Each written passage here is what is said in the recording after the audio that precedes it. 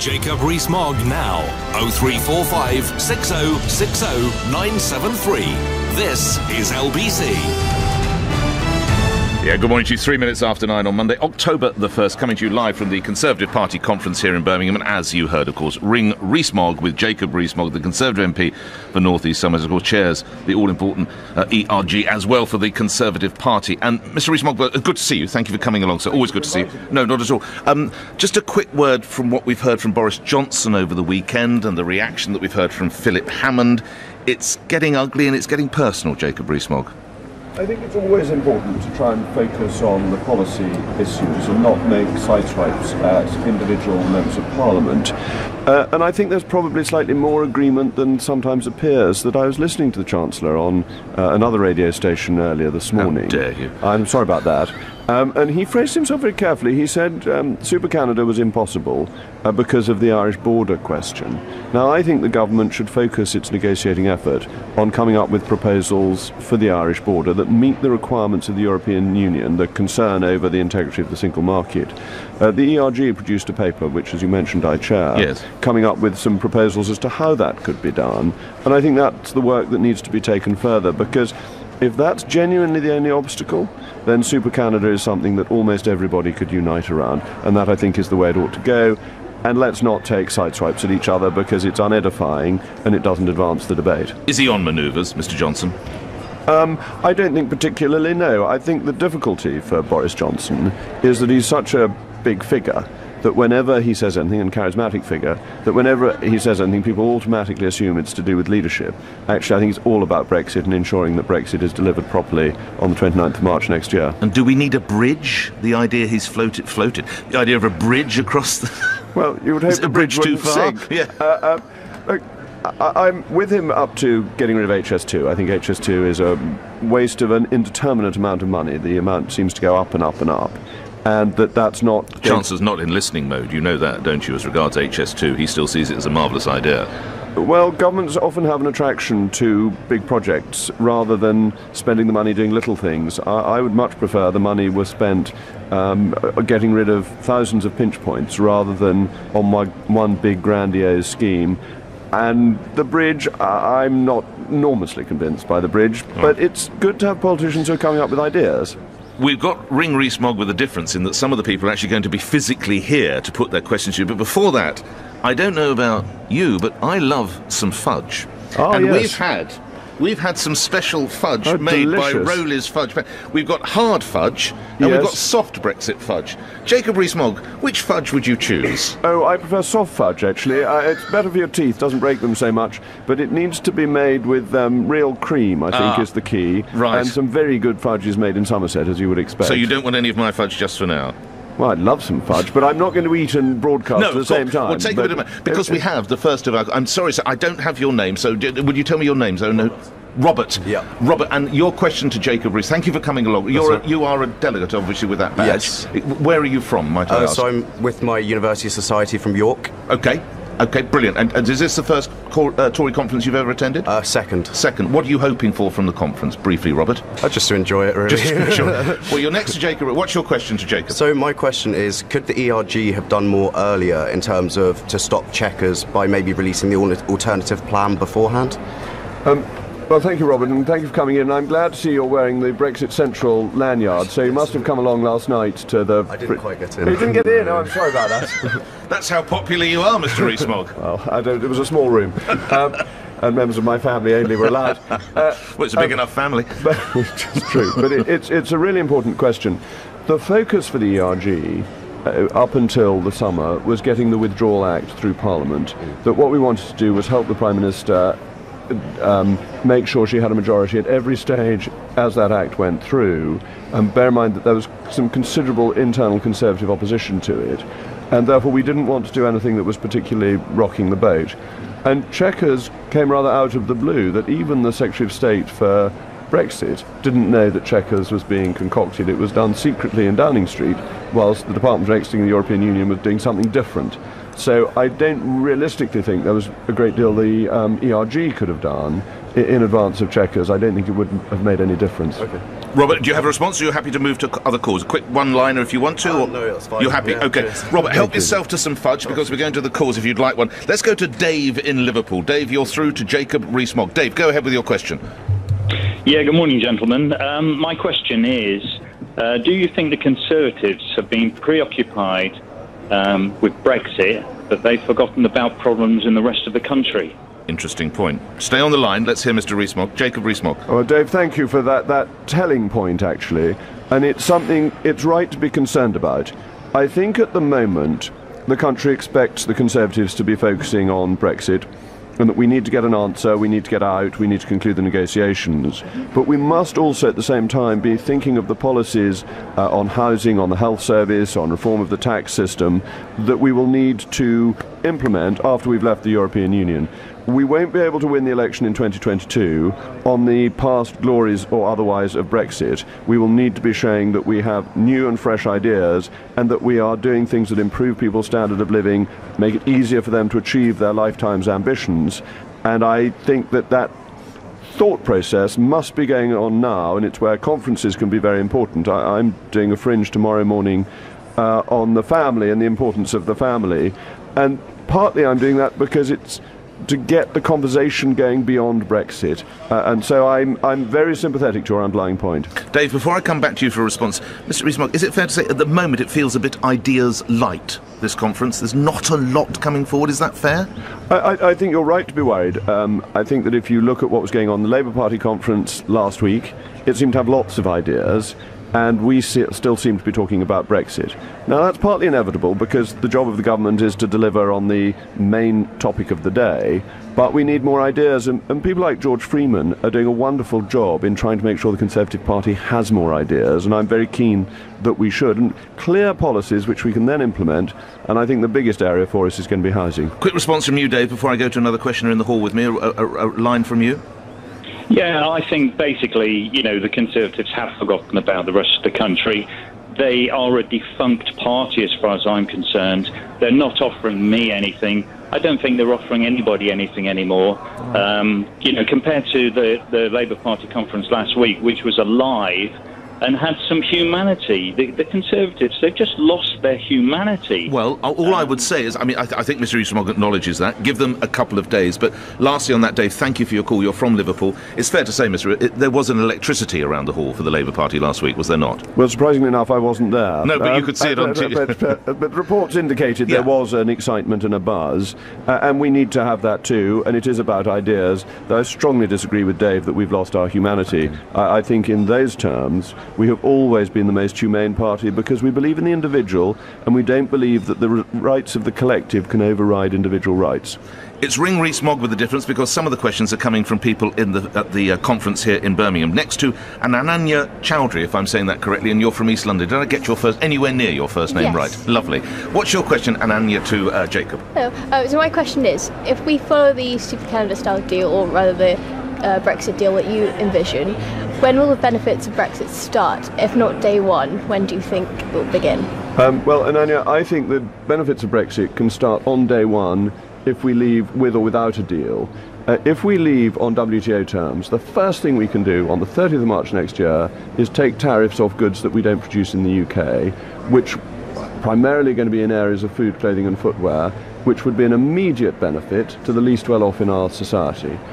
With a Super Canada deal, we can do the same at the end of the implementation period, which becomes effectively the date we leave, again with immediate benefits, and we can reform free movement of people to protect the livelihoods of the lower skilled worker who are most hit by free movement keeping their wage levels down. So I think the big benefit of Brexit, if we do Super Canada, comes early on and is most particularly focused on the least well off in our society.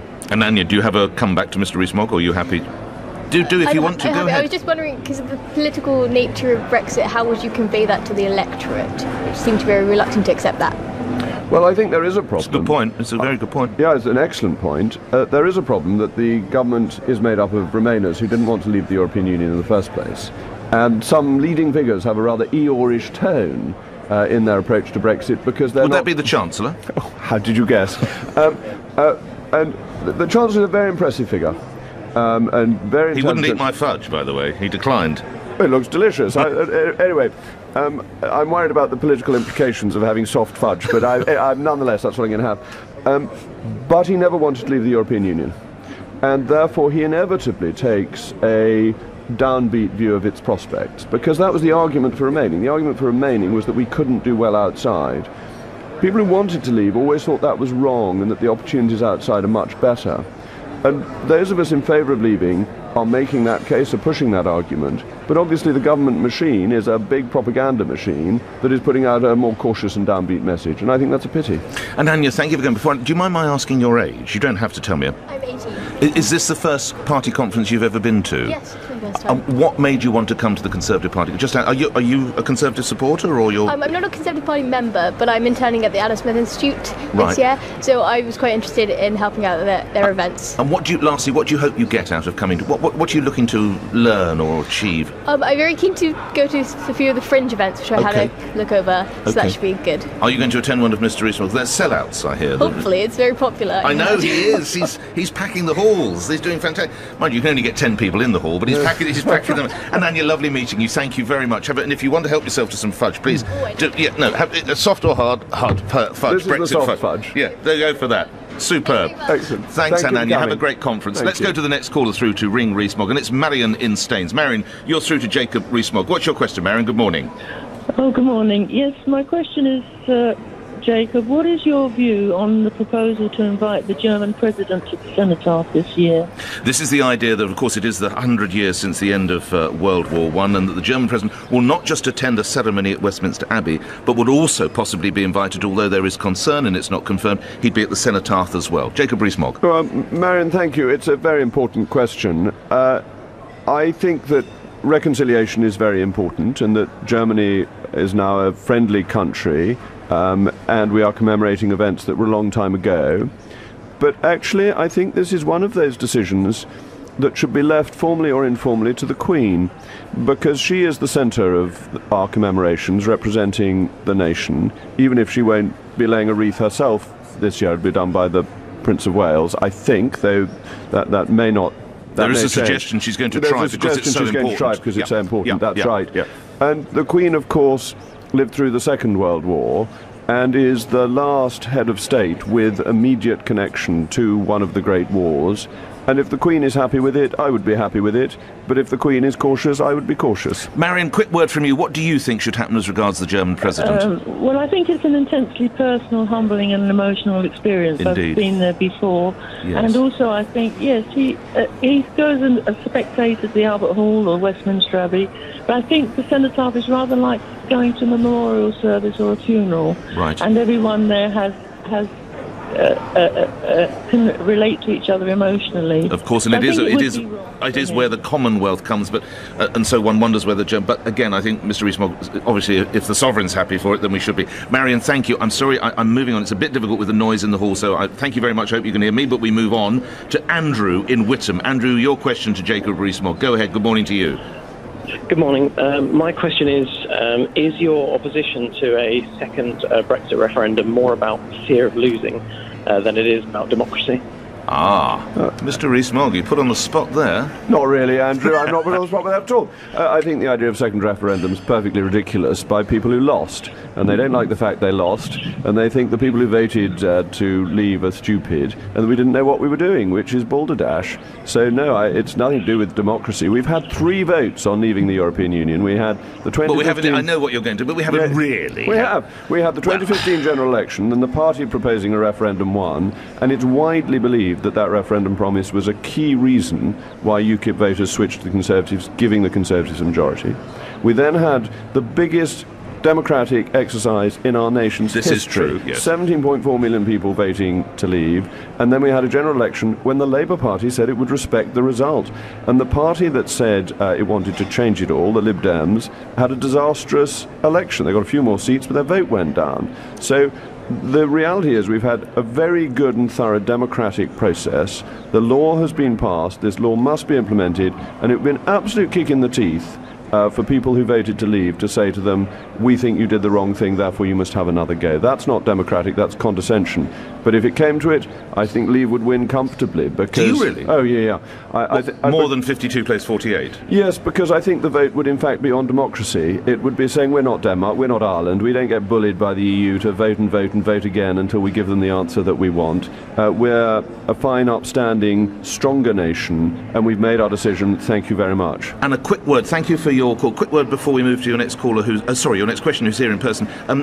Can you divine where Labour stands on Brexit and another vote from Liverpool last week, Jacob Rees Mogg? Oh goodness, no, I think you need a soothsayer to do that. You need to start cutting out the entrails of animals and work out what on earth Labour's position is, because it seems that each member of the front bench has an individual take on what Labour's policy is.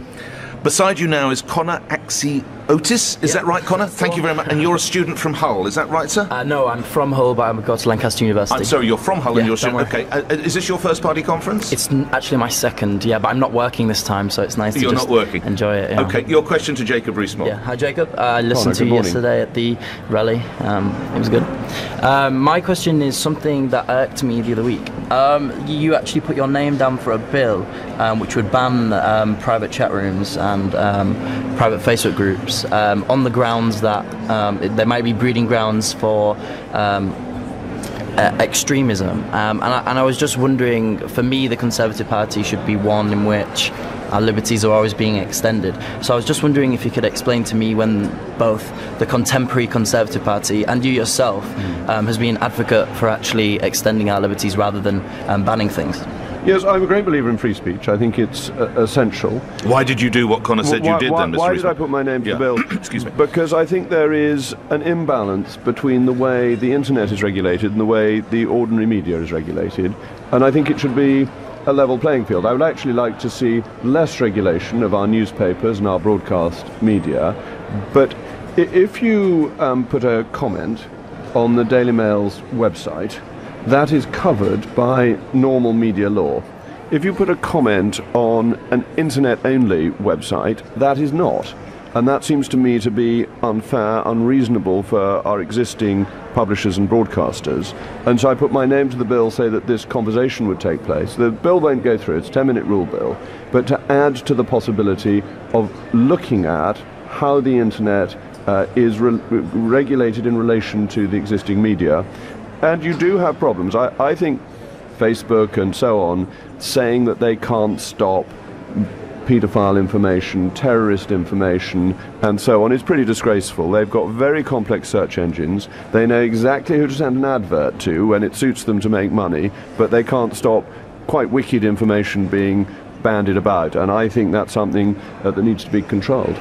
Quick response from you, Connor. You're happy with the answer? Yeah, the only thing I would say is instead of increasing the regulation on the internet, maybe we should strip it back from the from the other media sources. That would be something that I would be willing to advocate. Well, I'm very sympathetic to that. I think you can't completely deregulate. I would certainly loosen our libel laws if it were left to me. I would rather have a more American approach where the First Amendment is overriding, and I'm very, very suspicious of attempts to bring a privacy law in by the back door. I dislike the European Union's right to be forgotten that is imposed on Google and the ability of people who may have committed quite serious crimes to hide them. I don't think that is the right way to be going in a free country. There speaks the son of a renowned newspaper editor and very famous. Well, I have my prejudices. That is true. No, but he was a great editor. Are you going to have a career in politics, do you think, Connor? What do you want with your life? Hopefully, this summer I've done quite a lot of internships. I've been in the European Parliament, House of Commons, Adam Smith Institute, and then the Institute for Economic Affairs. So where do you see yourself in 5-10 years' time? Would you want to be a politician or? Hopefully a bit more facial hair. No. It'll be called Connor in 5 years' time. It will be called Connor, and then Prime Minister in 10. Connor, thanks very much. If you want a piece of fudge, we've got soft and hard fudge. Oh, I'm quite alright. It's too early in the morning. It's too early in the morning for fudge. All right, we go to other calls. Connor, thank you. James in Sidcup, you are through to Ring Rees Mogg and your question of Mr. Rees Mogg. James, good morning. Morning, Nick. Good morning, Mr. Rees Mogg. Good morning, James. You mentioned earlier that for you the single biggest issue probably at the moment would be housing, and I agree with you. I come from that sector. I've been there for 30, 40 years. Do you think that in the increase in stamp duty for foreign buyers of property in Britain is too little too late to solve the housing crisis? Oh, I think it's a complete irrelevance. The issue is building more housing, not making it more difficult for people to buy houses. It's looking at the symptom, not the cause. I think the approach to stamp duty the government's taken over the last few years has made the housing problem worse by making it less flexible and less fluid and reducing the number of transactions. I don't think trying to attack foreigners is at all clever. I think it's an excuse for policy, not a proper policy at all. We need to build more houses. That's the answer. James, a response from you? Well, again, as a specialist, I have to say we're not going to build our way out of this crisis in any meaningful time, particularly in London and the South East. So we must have a strategy to deal with the existing problems we have, and one of them is the private rented sector. I agree, this is absolutely not going to touch the sides in terms of solving the housing crisis. However, I would say that our housing stock should not be part of a global financial market. That's what it's become, Mr. Rees Mogg. Certainly for the last 8 to 10 years, where Conservatives have been in government, they've talked about this issue, and I do believe, like New Zealand and other countries, and also Hong Kong, we have to have some legislation around buying second properties and investor properties in the UK. James, I've got to finish, only for time, I do apologise. A quick round-up sentence, if you would. In my view, it's an irrelevance. It's too small a part of the market to make any difference, except in very select areas. All right. Let's do some of the calls, some of the questions, the coming text, tweets and emails. Wendy in West Wickham, would Boris Johnson make a good Prime Minister? I backed Boris for the leadership in 2016. I've always thought Boris has enormous capabilities and would make an excellent leader once Mrs May has finished her very, very long period, which I hope goes on for years and years. So there's no vacancy as such? There is no vacancy. All right, we move to Mitchell in Loughborough. Mitchell, you're through to Jacob Rees Mogg. Go ahead. Morning to you. Morning, Mick. Morning, Jacob. Morning, Mitchell. Just following on from David's question, do you think that the overwhelming focus on Brexit by the Conservatives is causing yourselves to lose touch with young voters, and moreover, what can and will be done to regain our trust and interest in your party? Mitchell, that's a very interesting question. Why are the Conservatives not making a connection with young people? And I think we saw at the last election that we didn't actually talk to young people at all. We assumed that they wouldn't vote and therefore it didn't matter. I think we need to be talking across the country, actually, about the principles that underlie conservatism. I think at the last election we had all sorts of good policies, but they weren't connected. They didn't have a thread running through them, and therefore it was a slightly pick-and-mix manifesto, whereas the Labour Party had a manifesto that was based clearly on socialism, and that made it in a way more intelligible. And I think we need to focus on the fundamental conservative principle, which is that we believe society is built from the individual up rather than from the collective down, and that the job of a politician is to help people to lead the lives they want to lead and to take obstacles out of their path, rather than telling them what type of lives they ought to lead, which is the socialist approach. If you allow, Mr. Rees Mogg, that in a way momentum is the sort of radical side of the Labour Party, and for young people it's exciting, it's different, it's new, where is the radical side of conservatism? There doesn't seem to be that sort of wing or that sort of idea, that burning idea coming forth. Is that fair? I think, Mr. Ferrari, that is broadly fair, but I'm not sure I'd want the Conservative Party to have its own version of momentum. So how are you going to get young people in then? How do you get young people in? By engaging, by going to universities. Sam Giemer is doing a brilliant job of going around universities speaking to people. And I know this because I also go, and I find practically every university I've been to, Sam has been to. He's university's minister, He's university's minister, and he's really active doing that. And I was speaking in Hull University on Friday, and what was interesting about that from my point of view was that the hall was full, the lecture theatre was full, primarily of non-conservatives and people who wanted to engage in ideas.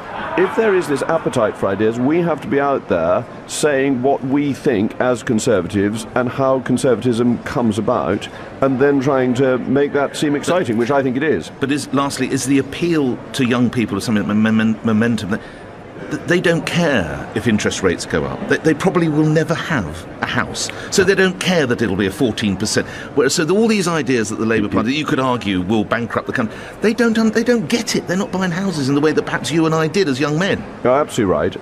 And at Hull, I raised the question, who in the audience wanted to own his or her own house by the age of 35?